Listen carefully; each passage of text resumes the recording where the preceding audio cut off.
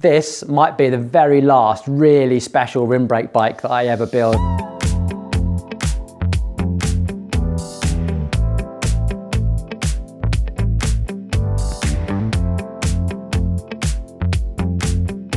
I'll explain why in a second. But today's video is going to be something special for all of you that really enjoy attention to detail, engineering, and something really quite special. This thing is the Time Scylon rim brake version, and it was the very last Scylon in the factory. Now there's some really special stuff on here. If you haven't seen our videos on Time, well, go check them out. I'm not going to labour the point. This has also got some fantastic quirks and attention to detail that I'll talk you through as we go, not to mention the weird Quickset headset. But first of all, I want to show you the Groupset that's fit into this. This is Campagnolo Super Record EPS, and if you're a SRAM or Shimano user, this is going to blow your mind. I don't see many videos actually talking you through the weird nuances of the Campagnolo EPS system. So I thought, why not? It's mad because this feels like a little bit retro now compared to where we are with current technology, and yet it's still a really high-end, high-performance group set. But the stuff on here, which we're just going to blow your mind. First of all, this is the charger, which is massive. That is a huge power brick of a charger, and you really don't get much cable to connect that up to your bike either. Now, talking of which, this little connector here, again, completely proprietary to Campagnolo, but this is the little control unit it plugs into. This goes in the end of your handlebar, and this has to be lined up absolutely perfectly. There's like a little notch in there, and then you have to screw it into place. Very little fiddly thing to do. And then all of the cables connect, and they're all color coded, so red to red, and it's not like Shimano Di2 where you can plug anything into everything. This all has to be absolutely perfectly set up. So this control unit heads out to a little Y splitter here that will then go to each of the STIs. And the STIs, you have to remove this little back sort of cover here, and you can just about see all the PCB, etc. underneath there, and connect that in. And then this is going to slide back under here and lock all that into place. And this cable will sit, so that will sit in there, and then that cable will run out like that, with that cover on top. What's really weird about these STIs is, and I think this is strange about nearly every single electronic group set, is you're completely unconstrained as to where you want to put the levers, and yet Campagnolo must have put so much effort into trying to recreate the feel of a mechanical shift. So the click is so similar. It's even got a noise to it. Which I just found crazy. To be honest, I don't think any of the manufacturers have really got this right yet. And the fact that this just replicates, mechanical shifting, I think this is where, all electric group sets need to improve at some point, and get your head around the fact it's an electric group set. You can put the button where the hell you like. Why isn't it just a little button there? Anyway, other than that, the levers themselves are an absolute work of art. Carbon levers, beautiful shape to them as well, something that fits really nice in the hand.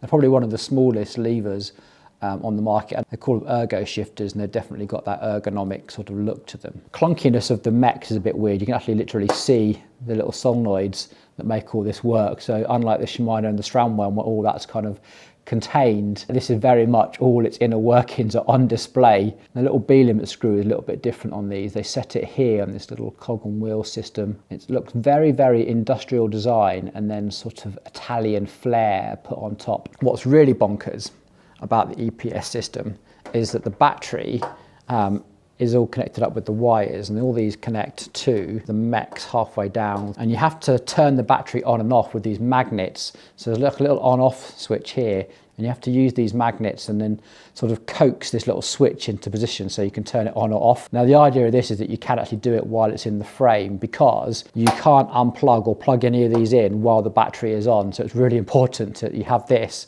potentially that wraps around the outside of your frame. It's not a very elegant system. You have to sort of make it work. You sort of have to give it a couple of attempts to try and get it to work and click, and then it will turn off. And then if I try and do this in the opposite direction, you can often just feel it click about there. Oh, no, that didn't work. You see what I mean? It's a slightly fiddly job to try and get the on-off switch to actually work. One eternity later. Hey, it lives. God, I thought I'd broken it then. Anyway, you get the idea. It's definitely not the most user-friendly experience compared to the other brands, but it is pretty robust. These batteries, these are about 450 quid to replace.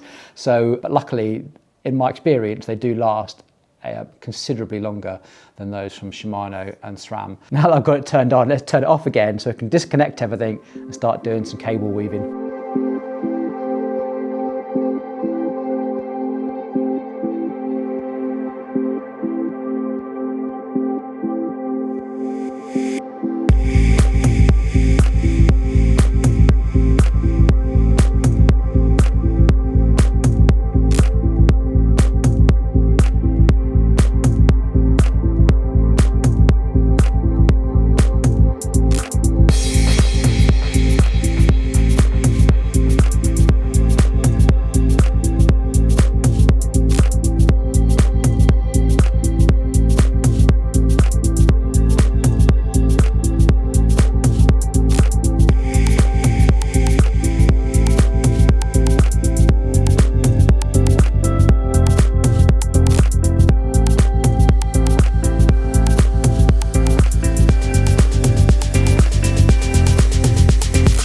Most of our cable weaving completed. Just going to throw some appreciation out for a good set of instructions. I mean, look at that. Okay, it's got every language in it, but this is the thing when you have really good high quality bikes, that they go to town on the instructions because they've really thought about how they want the cable routing to go and how they want everything to go together to get that best riding experience. I mean, these instructions for the Time Scylon even have instructions of how to fit Campagnolo EPS batteries and how you should route all the cables. I mean, this is really, really quite incredible, the amount of detail they go into, and all the part numbers are there as well. So if you ever do need to order a part, I mean, this bike's getting a little bit old now. Whether they still have some of those parts in stock since it's now switched hands to the Cardinal Cycling Group, I don't know, but I do appreciate a really good set of instructions.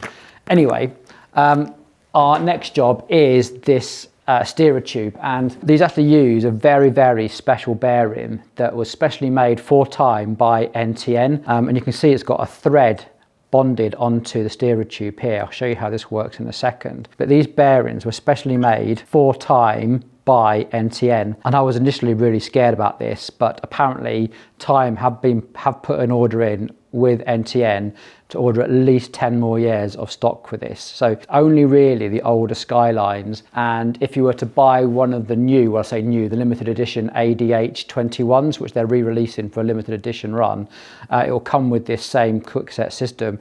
And Time have assured me that they think they've got enough stock of this to last them at least a decade.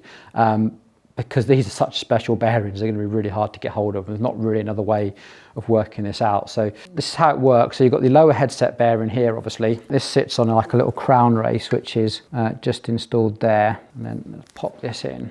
We have our upper headset bearing and this little compression nut that sits into that groove of those NTN bearings. And then this is all tightened down by this special system. It's got two big O-rings in there to keep everything really, really waterproof. So this slides down, and you'll be wondering what this thing is that's sticking out of it. I promise you that will become clear in a second, because you use that to tighten this down. So this means that you set your headset preload separate from the steerer. There we go. There's no play, but it's still free, moving freely. Very smart. Now these were originally intended to use these. These were the Time RTM resin transfer molded stems, which are like so light. They don't make these anymore, sadly. We've got a few left of these in various 110, 120, 130 millimeter lengths, which is normally way too long. So this is what it would have looked like back in the day. Would have been very, very smart, very slick looking setup. Obviously the black would have come with the black and the white, etc. Lots of different colours were available with the Scylon back in its day, but yeah, sadly this is going to be way too long for this customer. The nice thing is we don't have to cut the steerer yet because it's not dependent on that compression. In fact, we can just fit a stem, and then Time have this as a little tube on the inside, so this means it goes in, and when you clamp, that clamping force has got something to actually clamp against another reinforcing block on the inside, so you're not going to just crush the carbon. There's another big solid block of aluminium in there as well, so you've got something to clamp against. Actually makes our job in the bike fitting thing really, really easy, because normally we have to take the cables out, cut the steerer, etc. This time when we bike fit, we should be able to keep everything intact, cut the steerer while it's on its bike, and then just put the stem back on. So right now we don't know exactly where the customer wants their height set at, but we're going to fit these Time headset spacers. They've got a little O-ring on the inside just to stop anything rattling around. I'm just going to fit 2 centimeters, 1 centimeter, and a 5 millimeter for now. And then we're using the Data Super Zero RS. One, these are really, really light, but also I quite like the shape of them. They sort of match the frame profile of Time Fraser quite nicely, and that's quite important to me. And then for now, we're just going to pop that on the top, and then you'll see this compression bung sits in there. So once that's all looking like it should do, you know, the actual finished effect, you know, would look much more like that, which I think is a really, really beautiful, clean finish. But before we can do that, we really need to decide exactly where this customer wants everything cut. Again, everything we're doing right now is just really loose assembly. I'm not doing about torque or anything. It's just like tiniest little nip, just to get things loosely done. Fitting the brakes on this, the Time Scylon actually comes with its own brake bolts. Now, all of the Campagnolo record stuff has a very, very specific torque rating, so we're not going to do anything uptight. We'll go back over and check everything. I mean, you're tightening things to the points of Newton meters. So these are an aluminium bolt provided by Time. So just put a thin layer of grease on there as a little bit of corrosion resistance. Hopefully that will just help, because the aluminium against the carbon, really these high quality performance parts need regular maintenance to keep on top of any corrosion problems, but a little bit of grease on there might at least help. So the ball head Allen keys are quite good to get things started, but because there's quite a lot of Loctite on there, I just have to go slowly with half a turn at a time, keeping that key engaged. Because it's an aluminium bolt, you really want to take your time and not do anything to avoid damaging the head of the bolt. Next up, we've got some brake pads to fit, because we are fitting some very special wheels to this, which are going to be carbon wheels. So Campagnolo just have like this little clip system here. So unlike the old Shimano's where it's a bolt, they just have like a little clip that clips into place. There we go, probably just heard that. So these wheels that we're fitting, you probably guess what's coming, but look at those. These are the Campagnolo Bora WT60, so 60 millimeter deep. That classic Campagnolo 3-spoke design on there as well, and these absolutely beautiful gloss black hubs. These have to be some of the most beautiful wheels ever made. Absolutely stunning. They use a slightly larger gauge spoke nipple than most. Even around here where the nipple hole is, how they've reinforced this whole area, and even put like a little plastic insert to make sure any valve doesn't rattle around and cause any sort of noise. They're tubeless, and don't even have tubeless tape on them. So these are one of those awkward ones where if you do break a spoke, you have to connect these up with a special tool and then run it around with a magnet to get the nipple back into place, because you have to sort of thread the nipple through the spoke hole and then pull it into place. It's not so bad on these deeper section ones, because you can normally pull it round. So for this type of build, such a classic, there's only one possible tyre. It had to be the Vittoria Corsa Pro. So the nice thing about this is we have a max pressure of 115 psi. Now I've got to say, Vittoria, you've got to sort your markings out, because right here you've got max pressure TLR 95, and then over here you've got max pressure tubeless 72. Now that TLR kind of relates to the actual name of the tyre. It just says tube TLR, but then you come back here and you've got this tiny little pressure graph where it says with a tube in it, max pressure 115, TLR 95, hookless 72. So the markings are there, but I'd argue that the markings over here are probably a little bit confusing. Time for the bottom bracket, and we are fitting a BB Infinite, complete overkill, because normally this will help align your bearings a whole lot better, but also make the bottom bracket stiffer. Neither of those two are issues with Time bikes, but why the hell not? So with Campag cranksets, the bearings are actually attached to the cranks, which I'll show you in a second. So there's no bearings in here. This is literally a really high precision made tube, essentially. But when you buy from BB Infinite, and you get a little receiving cup, which is always quite useful, made out of plastic so it doesn't damage your frame. You get a piece of Vibratite for installing it, and also you get all the little installation-y bits and kits in here as well, so you can use that retaining compound, which is quite nice. You also get the right size drift as well to help you drift it in. So that's all you get. It's this well-made aluminium tube. It just pushes into your bottom bracket area, and then the two bearings. So we've got two packets on here. Use 530 on outside of module for bottom bracket install. So this is going to go on this surface, and then we have 538 on outside of bearing. So this is going to go on this bearing here when we come to install the crank.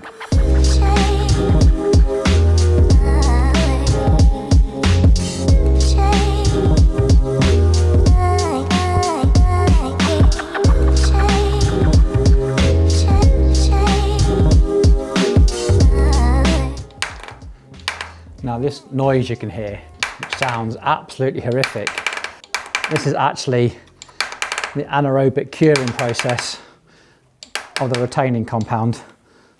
It's nothing to do with cracking carbon, I promise.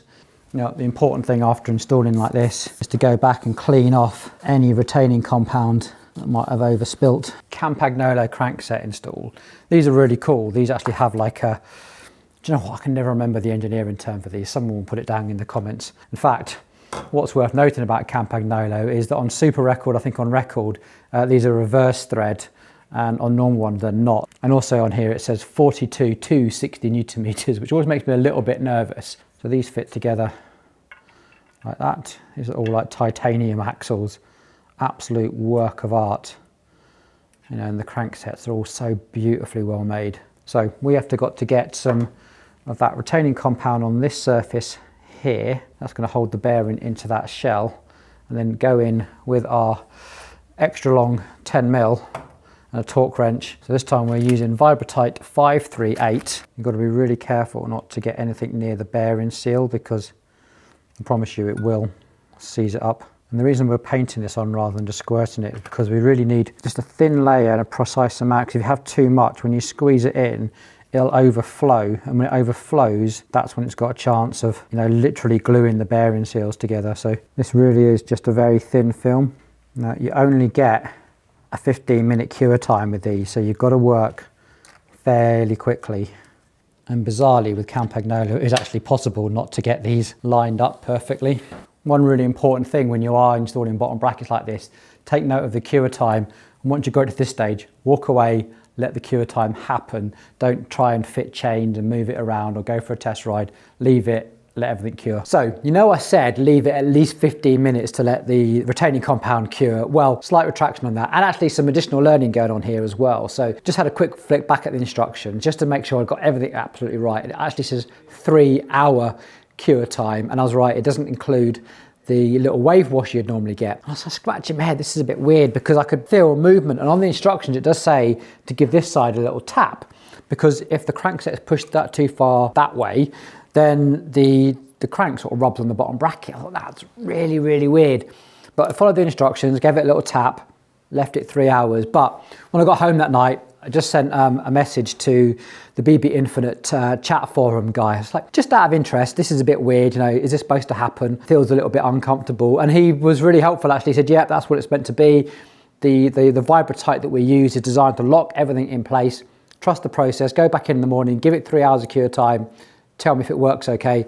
And fair play, Gary, thanks for your help. But yeah, it does. That is not moving. That just moved. I think we need to call Gary.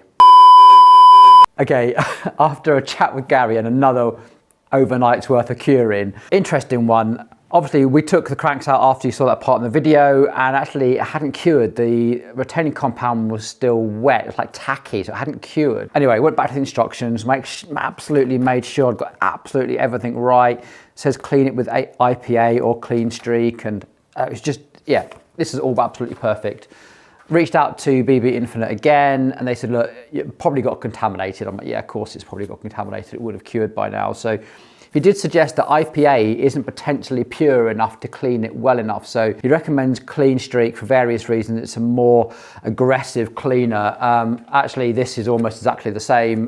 So we've used this time. I don't know whether that made a difference or not, or whether just the first time I'd done it, I hadn't cleaned it well enough. But now after overnight, and I've been really pushing on this today, that is now absolutely solid and spinning perfectly. So I think we nailed it. Lessons learned there: be absolutely even more meticulous than you think you need to be with cleaning when you're using retaining compound. So time to start talking about cable routing, and we want to make sure this is as neat and as aero as we possibly can. So it needs a bit of thought because we're trying to hide as much as we possibly can in the cockpit area. Now the frame has been designed for Euro brakes. So in the UK, we're the wrong way around with our brakes, which is a bit of a shame because the exit point for the rear brake cable is over here on the non-drive side, which normally that would be set up that a brake cable could run in a nice cable run like this, and we could turn our handlebars and your cable wouldn't rub the frame. However, here in the UK, we tend to do this, which creates this problem where your cables start to rub on the head tube, which is really, really unsightly. The other thing is that the exit point for the EPS cable is also over here. Now we need to make this look as neat as we possibly can and prevent as much rubbing on the frame as we can. Now the way we're going to do that is by using some roll of heat shrink. I'm going to heat shrink these two together, get the cable runs exactly right, and then try and minimize any sort of contact with the frame as best we can. Still make sure that you can rotate the bars nice and freely. So let's get fiddling. Now the really nice thing about these Time bikes is that they pre-route all this. So I insert this whole length of outer cable in. Look at that. Isn't that great? If only all bikes were made like that, eh? So the reason I'm doing this, one is so that this sort of stays attached to it, but also so you don't get a change in colour as we go. So everything looks nice and uniform. And the reason I'm doing this now is because if I do it when it's already on and kinked, you'll get all these little ridges here will turn into a fairly unsightly look. So it's like this, it's nice and straight. We can shrink it, right? Little cable in rethink, because I was in like Di2 mode. And of course, Campagnolo Y cables are different lengths. So which means that the little cable end charger has got to go on this side, because if we have to connect purple to purple, which is this side, we're not going to have enough cable length to put it on this side. So what this means is I'm going to have to sort of cut into this heat shrink I've just nicely done and find an exit point for this to then run back and come onto this side. So it's not going to be quite as clean, as integrated as I'd really, really hoped. Right, I've been around the houses with all this, and I think this is what I've settled on. Sadly, I don't think I'm going to be able to heat shrink all this in and make it look really nice and integrated. These cables just aren't long enough. We've still got to get this cable, remember, all the way underneath the bar tape and out of this hole here. So that's as much as I have to play with. So what I've done, I've used these little Jaguar mini tube tops. I've got one here holding this cable together. And then this just neatly, hopefully, just comes over to this side and joins up with the front brake cable here.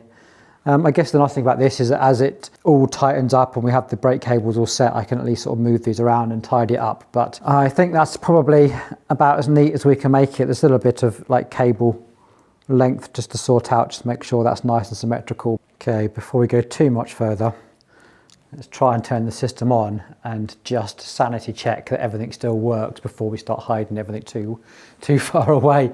Hey, it works. That does. Well, thank God for that.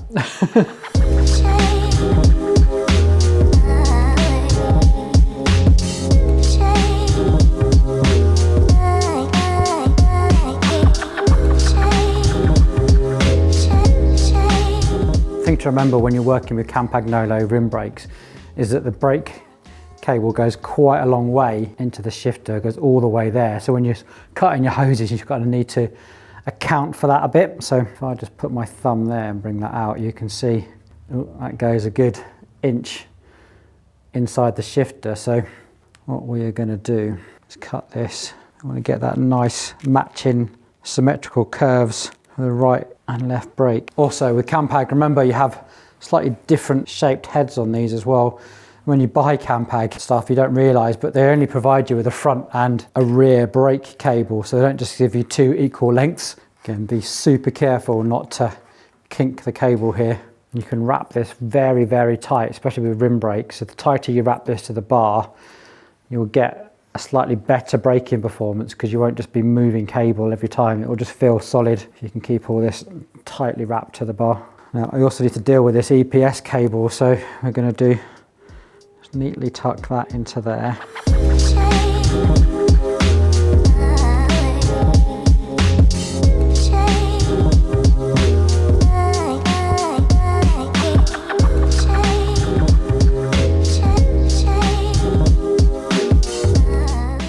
What I'm doing here is I'm trying to take extra care that when the rider's on the drops, you'll have the dexterity to feel this cable under the bar tape, is that they feel symmetrical, and it's easy just to let these cables run wild, but I'm trying to get them to match the single cable on this side with the two cables on this side. So just trying to get these to come round and meet in the middle in the same place. You don't really notice this. What you'll notice is not doing it, if that makes sense. Again, nothing too tight at the moment. This is just loose assembly work. So here's our cable routing in the end. I tried to get these curves to sort of match and stay in the middle, and this little EPS cable here to track neatly the rear brake transition over. I can't think of a way of making that any neater, but it still gives me loads of movement around the bike. That's the important thing, that nothing gets too disturbed. That one little contact bit where it's rubbing the frame is protected as well. So it would have been really nice to get that all heat shrinked, but realities of the Campagnolo system didn't make that possible, sadly. I have still accounted for the fact that I know this customer's probably going to want this pushed down, so that I know if I lose 2 centimeters here, these are going to become a little bit longer. There's still scope for that without getting too involved, but I'm not going to be cutting these cables or over tightening like clamp bolts or anything until that whole fit system is gone. In fact, probably won't even bar tape until we're 100% confident with the fit. Right, I think all we need to do now is set up the gears and give the customer a call and try and arrange a bike fit today. Quick word about torque wrenches. We normally use the Wera, I think it's called the A1 or the X1. It's a little bit longer than this, and I really, really like it. This is the new safety torque. And the reason we got this is because it's got an on-off switch, so you can do some sort of disassembly and assembly work with it as well without necessarily using it all the time. But it has actually got like a clutch on it, so you physically cannot do the bolt up any tighter. I'm not sure if I completely like it just yet, because let me show you what happens when we do this bolt up. It's kind of, you've got to be a bit more careful, because as you tighten, you see it's got that little jolt to it, so your hand kind of jumps. I'm a bit nervous because I think if you're operating around things with like really sensitive paint, and if you're not ready for that little jump, you can potentially slip. I don't know, maybe it's a little practice thing, but the nice thing is I cannot, and that sounds horrible, but that bolt is not turning. You literally cannot do your bolts up too tight. I'll let you know how I get on with this. At the moment, the jury's still out.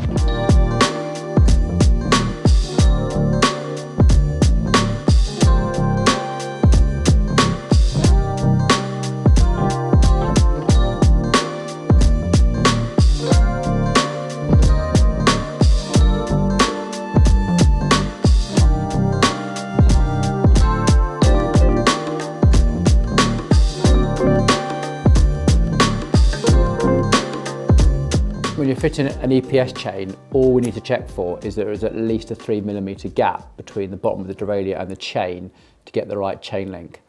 And also, Campagnolo use that pin and the peening tool, but they do actually make a 12-speed quick link. In fact, little hack, if you really, really have to in a fix, you can use a SRAM one as well, but we use the correct 12-speed Campagnolo one for this. So the way I like to do these up is just watch this as it goes through so it doesn't get caught. And once it's at the top here, just pull the brake on. If you thought EPS was funky so far, wait until you see how you actually adjust the EPS function. Here we go. So you do everything first of all in the big ring here, and hidden on here, so you can see this little indentation just behind the thumb shifter here. It's actually a little mode button. So you're going to press and hold this until this little light here comes on. There we go, and that way we're in what we call micro shift, and then we can just change these controls until we get it centered onto the second sprocket so it's not making any noise. Once we've done that, we can press that button again to come out of that mode and the green, and then we should be able to shift. So we've just got a little jump there. So what you can actually do is set all these independently press that motor button again, and importantly, once we're up in this top gear, we need to make sure that we set the B limit screw here so that the mech can't accidentally overshift. So once we're happy that we're in that gear, you can just make sure that this is wound down. And you're just looking for this screw to touch this little section here, and that just gives us the reassurance that no matter what happens, the mech can't overshift and go into the spokes. So now we should have super smooth gears all the way through the block. So those really eagle-eyed mechanics amongst you, right at the very start, you might have noticed that the mech hanger was a little bit bent. I noticed it too, and I was thinking I might just bend it back. No, that's not the right thing to do. I think this has probably just got damaged in shipping, or, you know, this is, I won't say an old bike, but it's probably been in a warehouse for probably longer than it should be, and it's probably taken a little knock or something and it's bent. Any bike shop knows that's quite commonplace, which is why we have tools to straighten it. But this is such a special bike, I wasn't having that. So we have got a new mech hanger. This is a Pilo. This is a CNC'd machined version. So these are a little bit more rigid than your standard cast aluminium, a little bit stronger.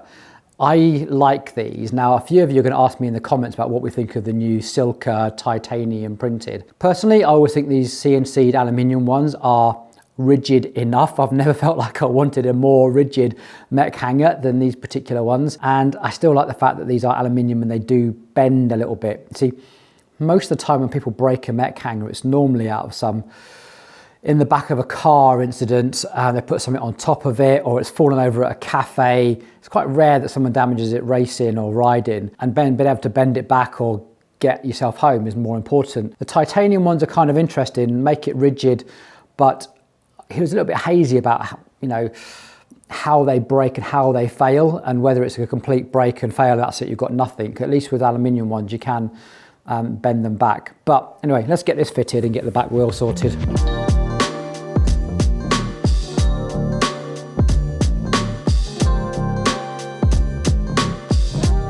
You can see this one's taken a little bit of a knock that way, and just close this gap up a little bit, and also to taken a little gap that direction and just bent it slightly.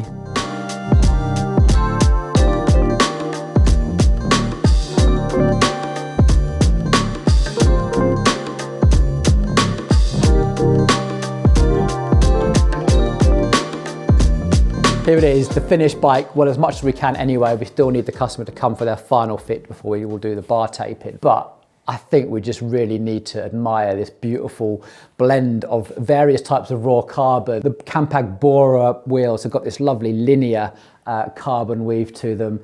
The Super Record has got that lovely sort of moulded carbon that matches the moulded carbon of the Time dropouts. And the whole thing in just that raw, lacquered finish. It's definitely a vibe, and some of the highest end carbon components possible in cycling all showed off in its raw, naked form like this is something to behold. Again, I always talk about the word resolution, but the closer you look at every single part of this bike, the more beautiful it becomes. You just see the craftsmanship in every part of it, which is going to be, it's going to be a joy to own, that's for sure. It does feel a little bit weird, I have to say. This is relatively dated technology compared to what we're used to working on. Still have quick release axles, the rim brakes, Bowden cable operated calipers, you know, mixed with the latest technology, carbon composites and electronic shifting. But I think for what this customer wants, it's really going to work for them. The simplicity that they demanded from their braking system, and you can't debate the weight. It's definitely a lightweight bike. I'll put the weight up on the screen right now. I can't help thinking that we've just built a very expensive and very beautiful bike, but one that is at the end of its era. I feel like the whole electronic shifting now going to wireless and all that faff with cables and batteries, we've moved away from that. And this might be the last time we see a really top tier group set that comes with the ability to fit actual rim brakes. Enough chat from me though, let's take a moment just to enjoy this absolutely beautiful bike.